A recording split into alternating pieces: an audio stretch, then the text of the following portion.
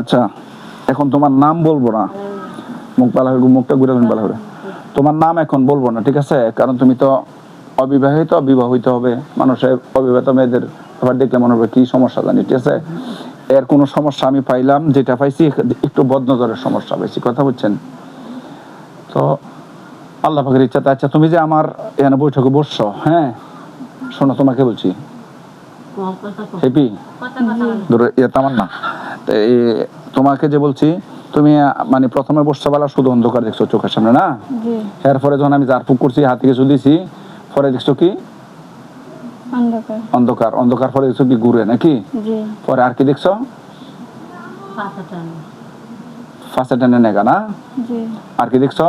যে উপরে উঠতেছো, নাকি?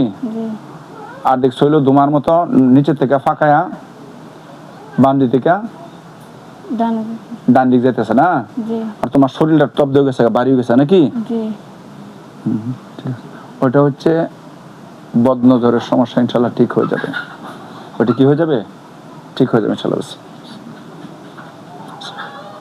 সাও সাও, আমার দিকে সাও।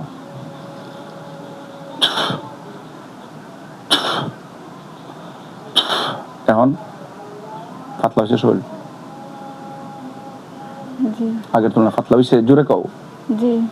মাশাআল্লাহ। সম্মানিত বিয়ে আছে, এই বাচ্চাটার হচ্ছে বদনজরের সমস্যা, ভালো সমস্যা নাই, বাচ্চা অনেক ভালো, মেয়েটা অনেক ভালো, মাশাআল্লাহ। আল্লাহ পাক রব্বুল আলামিন ওই বাচ্চাটার বদনজরের সমস্যা কাটাই দিবেন। আমরা কোরআন সুন্নাহ দ্বারা রুকায়া করবো ইনশাআল্লাহ। আল্লাহ পাক রব্বুল আলামিন যেন ওই মাইয়াটাকে সুস্থ করে দেন, ভালো করে দেন। সবার কাছে আমি দোয়া চাই, দেশ দেশের বাড়িতে যারা আমার ভিডিও দেখতেছেন এবং দেখবেন, সবাই আমিন বলেন, আল্লাহ যেন সুস্থ করেন। মাওলানা কারীমের ইচ্ছাতে আল্লাহ তাআলা দুনিয়াতে আমরা যদি বেঁচে থাকি, আমরা যেন আল্লাহর বিধান মানতে পারি, রাসূলের সুন্নাত মতো চলতে পারি। আল্লাহ পাক রব্বুল আলামিন আমাদের জন্য তৌফিক দান করেন, সবাই বলি আমিন। সম্মানিত বিয়াস, আমি মোহাম্মদ শহীদুল্লাহ। তো আমি কোরআন সুন্নাহ দ্বারা রুকায়া করে থাকি। যদি কারো জিন এবং ইনসানের কোনো কুফরি তন্ত্র মতো বান চালান জাদুটনা হয়, বিবাহ শাদী আটকে যায়, তাহলে আমার কাছে যোগাযোগ করুন। যোগাযোগের মোবাইল নাম্বার 019371135677। আরেকটা নাম্বার হচ্ছে 0130399641।